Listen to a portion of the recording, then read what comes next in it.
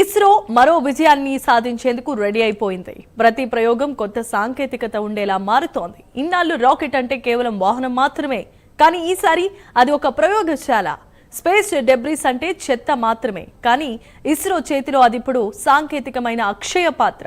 ఓవైపు దేశ సరిహద్దులను డేగ కళ్లతో కాపాడే అన్వేష, మరోవైపు అంతర్జాతీయ మార్కెట్లో ఇండియా సత్తా చాటే వాణిజ్య విప్లవం.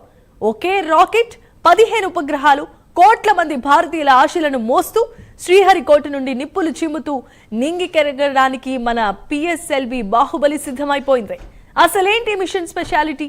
రాకెట్ చివరి దశతో ఇస్రో చేయబోతున్న ఆ మ్యాజిక్ ఏంటి? అంతరిక్షంలో ఇండియా విసురుతున్న రాయల్ ఛాలెంజెస్ విశేషాలేంటో ఇప్పుడు చూసేద్దాం.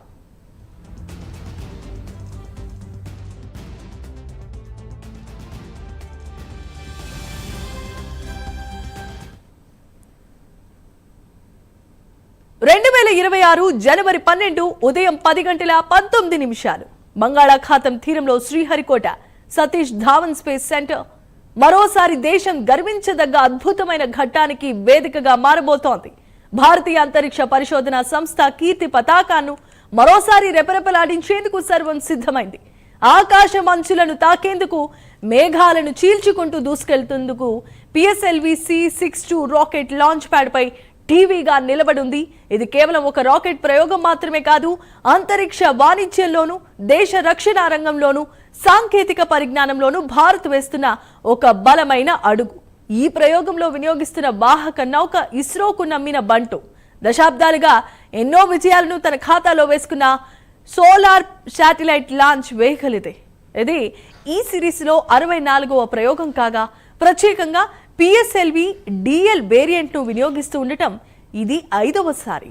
44.4 మీటర్ల పొడవుతో సుమారు 260 టన్నుల బరువును మోసుకెళ్లగలిగే Baahubali. New space India limited సారథ్యంలో జరుగుతున్న ఈ పూర్తి స్థాయి వాణిజ్య మిషన్ కేవలం ఉపగ్రహాలను మోసుకెళ్లడమే కాదు, అంతరిక్షంలో సరికొత్త ప్రయోగాలకు వేదికగా మారబోతోంది.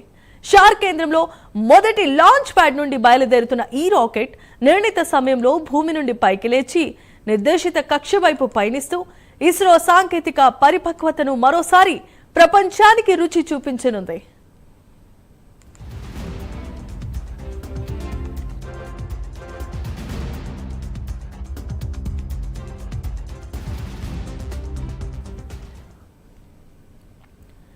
పిఎస్ఎల్వి C-62 రాకెట్ ద్వారా EOS-NI అనే ఉపగ్రహాన్ని అంతరిక్షంలోనికి చేర్చనున్నారు. దీనినే ముద్దుగా అన్వేష అని కూడా పిలుస్తారు. దేశ రక్షణ వ్యూహాత్మకమైన అవసరాల కోసం defence research and development organisation అత్యంత ప్రతిష్టాత్మకంగా రూపొందించిన ఉపగ్రహం ఇది. సుమారు 400 కిలోల బరువు ఉండే ఈ ఎర్త్ అబ్జర్వేషన్ శాటిలైట్ 505 కిలోమీటర్ల ఎత్తులో సన్ సింక్రోనస్ ఆర్బిట్ నుండి డేగ కళ్లతో భూమిని ఎప్పటికప్పుడు గమనిస్తుంది. ఇందులో అమర్చిన హైపర్ స్పెక్ట్రల్ ఇమేజింగ్ టెక్నాలజీ సరిహద్దుల్లో కదలికలను అత్యంత స్పష్టంగా పసిగట్టగలదు కూడా. ఇది అంతరిక్షం నుండి మన దేశాన్ని కాపాడే ఒక అదృశ్య సైనికుడు. పగలు రాత్రి అని తేడా లేకుండా ఎటువంటి వాతావరణ పరిస్థితుల్లోనైనా శత్రువుల జాడను పసిగట్టి మన రక్షణ దళాలకు అత్యంత విలువైన సమాచారాన్ని అందించడమే దీని ప్రధాన లక్ష్యం. ఈ ప్రయోగంలో కేవలం మన దేశ ఉపగ్రహాలే కాదు, ప్రపంచ నలుమూలల నుండి వచ్చిన మిత్ర దేశాల పేలుళ్లలో కూడా ఉన్నాయి. ఇక థాయిలాండ్, యునైటెడ్ కింగ్డమ్ శాస్త్రవేత్తలు సంయుక్తంగా రూపొందించిన థియోస్-2 ఉపగ్రహం ఇందులో ఉంది. అలాగే మన పొరుగు దేశమైన నేపాల్ విద్యార్థులు శాస్త్రవేత్తలు రూపొందించిన మునాల్ అనే ఉపగ్రహాన్ని కూడా ఇస్రో తన రాకెట్లో మోసుకెళ్తూ ఉండటం మన దౌత్య సంబంధాల బలానికి నిదర్శనం. వీటితో పాటు స్పెయిన్, ఫ్రాన్స్, బ్రెజిల్ వంటి అభివృద్ధి చెందిన దేశాలు కూడా తమ ప్రయోగాత్మకమైన ఉపగ్రహాల కోసం ఇస్రో వైపు చూడటం గమనార్హం. ఈ ప్రయోగం విజయవంతమైతే భారత గడ్డపై నుండి ఇప్పటి వరకు 34 దేశాలకు మొత్తం 442 విదేశీ ఉపగ్రహాలను కక్షలో ప్రవేశపెట్టిన అరుదైన ఘనత భారత్కు సొంతమవుతుంది.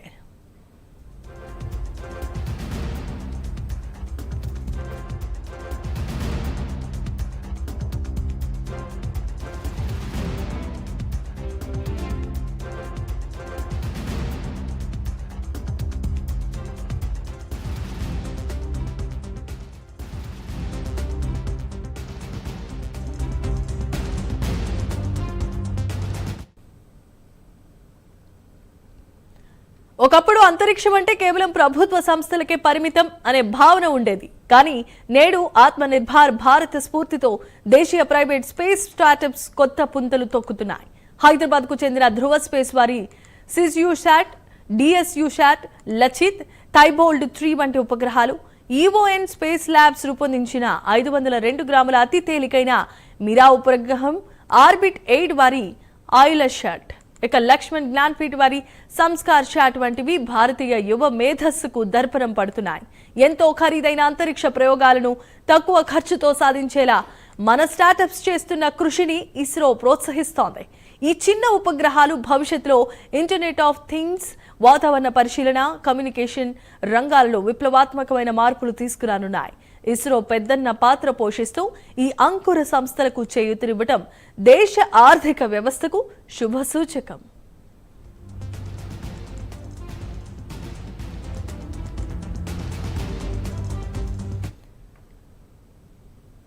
సాధారణంగా ఏ రాకెట్ ప్రయోగంలోనైనా ఉపగ్రహాలను కక్షలో వదిలేసిన తర్వాత రాకెట్ యొక్క చివరి దశ అంతరిక్షంలో చెత్తగా మిగిలిపోతుంది. కానీ ఇస్రో శాస్త్రవేత్తల ఆలోచన విధానం ఇక్కడే విభిన్నంగా ఉంది. వారు ఆ చెత్తను ఒక సంపదగా, ఒక వనరుగా మార్చనున్నారు. పిఎస్ఎల్వి రాకెట్ యొక్క 4వ దశను కేవలం మోసుకెళ్లే వాహనంగానే కాదు, అంతరిక్షంలో ఒక టెస్టింగ్ ప్లాట్ఫామ్ గా మార్చేశారు. ఉపగ్రహాలను 505 కిలోమీటర్ల కక్షలో విడిచిపెట్టిన తర్వాత మిషన్ అక్కడితో ఆగదు. ఆ 4వ దశలో ఉన్న పరికరాలు, బ్యాటరీలు, సోలార్ ప్యానెల్ సాయంతో అది ఒక చిన్నపాటి స్పేస్ స్టేషన్ లా పనిచేస్తుంది. మైక్రోగ్రావిటీ పరిస్థితుల్లో ప్రయోగాలు చేయాలనుకునే వారికి ఇది ఒక వరం. ఈ మిషన్ ద్వారా ఇస్రో వ్యర్థాలను తగ్గించడమే కాకుండా వాటిని శాస్త్రీయ ప్రయోగాలకు వాడుకోవటం ఎలాగో ప్రపంచానికి నేర్పిస్తోంది.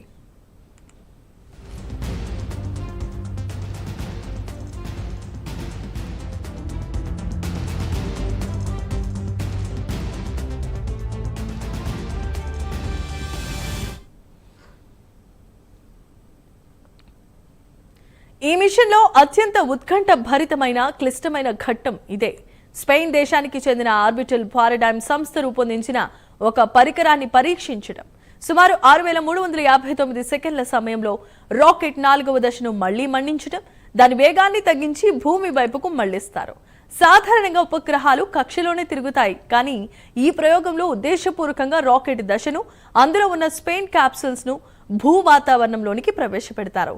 వాతావరణంలోనికి ప్రవేశించేటప్పుడు ఉత్పన్నమయ్యే విపరీతమైన ఉష్ణోగ్రతలను ఆ క్యాప్సూల్స్ ఎలా తట్టుకుంటుందో, దాని సెన్సార్లు ఎలా పనిచేస్తాయో పరీక్షిస్తారు. చివరిగా అవి దక్షిణ పసిఫిక్ మహాసముద్రంలో పడిపోతాయి. వాటిని వెలికి తీయకపోయినా అవి పడిపోయేలోపు పంపే డేటా భవిష్యత్ రీఎంట్రీ మిషన్లకు, మానవ సహిత యంత్రాలకు ఎంతో కీలకం కానుంది. ఒక విదేశీ సంస్థ కోసం ఇస్రో ఇంతటి క్లిష్టమైన సేవను అందించడం ఇదే తొలిసారి.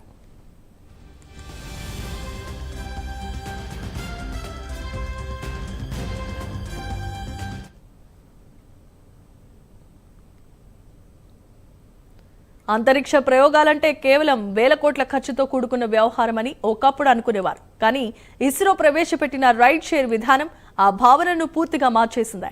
ఒకే రాకెట్లో అనేక సంస్థలు తమ చిన్న చిన్న ఉపగ్రహాలను పంపించుకొని వెసులుబాటును కూడా ఇస్రో కల్పిస్తోంది. ప్రపంచవ్యాప్తంగా ఉన్న అనేక ప్రైవేట్ సంస్థలు, స్టార్టప్స్ సొంతంగా రాకెట్లను తయారు చేసుకోలేవు. అటువంటి వారికి ఇస్రో ఒక ఆశాదీపంలా మారింది. అతి తక్కువ ఖర్చుతో, గరిష్ట భద్రతతో తమ పేలోడ్లను అంతరిక్షంలోనికి పంపుకునే అవకాశం కల్పిస్తోంది. ఈ పిఎస్ఎల్వి C62 మిషన్లో కూడా ఈవోఎస్-NI అనే ఒక భారీ ఉపగ్రహంతో పాటు 15 చిన్న ఉపగ్రహాలు ప్రయాణించడం ఈ విధానానికి నిదర్శనం. ఇది కేవలం వ్యాపారం మాత్రమే కాదు, విజ్ఞానాన్ని, సాంకేతికతను ప్రజాస్వామీకరించే ఒక గొప్ప ప్రయత్నం.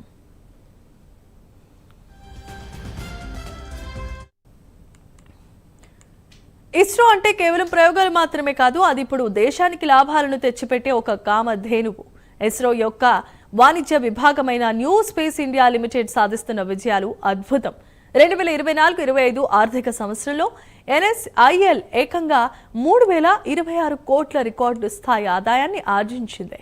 అంతకుముందు ఏడాదితో పోలిస్తే ఇది 43% వృద్ధి. విదేశీ ఉపగ్రహాలను ప్రయోగించడం ద్వారా, ఉపగ్రహ సేవలను అమ్మటం ద్వారా, టెక్నాలజీ ట్రాన్స్ఫార్మర్ ద్వారా ఇస్రో దేశ ఆర్థిక వ్యవస్థను బలోపేతం చేస్తోంది. పిఎస్ఎల్వి C62 వంటి మిషన్లు ఈ ఆదాయాన్ని మరింతగా పెంచేందుకు దోహదం చేస్తాయి. ముఖ్యంగా రీ ఎంట్రీ వంటి హై ఎండ్ టెక్నాలజీ సేవలను అమ్మడం ద్వారా ఇస్రో వాణిజ్య విలువ అంతర్జాతీయ మార్కెట్లో అమాంతం పెరిగింది. ఇది భవిష్యత్తులో ఇస్రో చేపట్టబోయే భారీ ప్రాజెక్టులకు ఆర్థిక ఇంధనంగా మారుతుంది.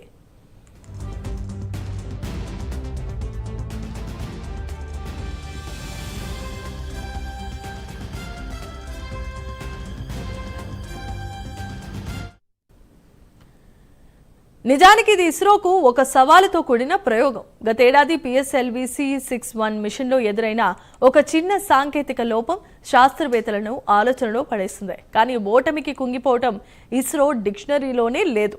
ఆ లోపాన్ని సవరించుకుని 2 సార్లు అత్యంత క్లిష్టమైన స్టాటిక్స్ టెస్టులు నిర్వహించి రాకెట్ సామర్థ్యాన్ని పక్కాగా నిర్ధారించుకున్నారు.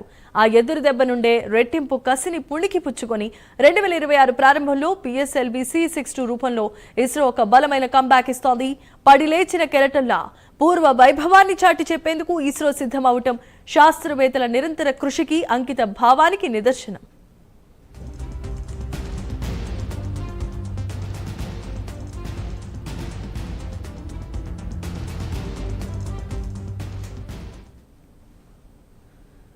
రెండు 2026 సంవత్సరం భారత అంతరిక్ష చరిత్రలో సువర్ణాక్షరాలతో లిఖించబడే ఏడాది కాబోతోంది. ఈ పిఎస్ఎల్వి ప్రయోగం కేవలం ఆరంభం మాత్రమే. ఈ ఏడాది ఇస్రో చేపట్టబోయే ప్రాజెక్టులు అత్యంత ప్రతిష్టాత్మకమైనవి. మానవుని అంతరిక్షంలోనికి పంపే గగన్యాన్ ప్రాజెక్టుకు సంబంధించిన కీలకమైన మానవరహిత ప్రయోగాలు ఇదే ఏడాది జరగాల్సిందే. అలాగే చంద్రునిపై మన జెండాను రెపరెపలాడించిన చంద్రయాన్ సిరీస్లో తదుపరి దశ పనులు శరవేగంగా కొనసాగుతున్నాయి. వీటన్నింటికీ ఈ తొలి ప్రయోగం ఒక ఉత్ప్రేరకంలా పనిచేస్తుంది. ఇస్రో చైర్మన్ డాక్టర్ నారాయణన్ చెబుతున్నట్లుగా ఏడాది ఇస్రో షెడ్యూల్ చాలా బిజీ కాబోతోంది. ప్రతి ప్రయోగం ఒక పాఠం, ప్రతి విజయం ఒక మెట్టు. అంతరిక్షంలో సొంత స్పేస్ స్టేషన్ ఏర్పాటు దిశగా, చంద్రునిపై మానవుడిని దించే దిశగా భారత్ వేస్తున్న అడుగులకు 2026 ఒక టర్నింగ్ పాయింట్ కాబోతోంది.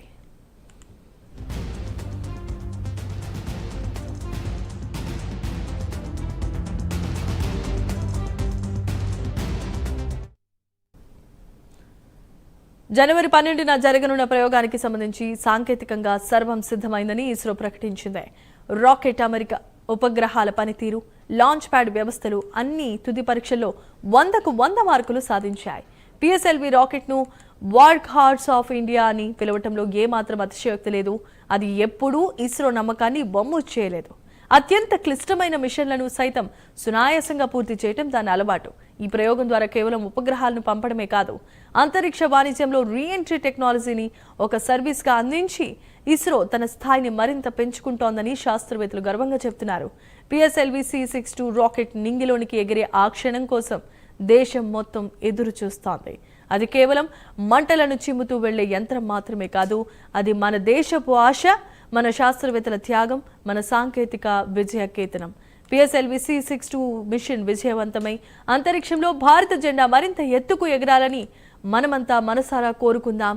విజ్ఞాన శాస్త్రంలో, వాణిజ్యంలో, రక్షణ రంగంలో భారత్ విశ్వగురువుగా ఎదగాలన్న సంకల్పానికి ఈ ప్రయోగం ఒక సాక్ష్యంగా నిలవనుంది.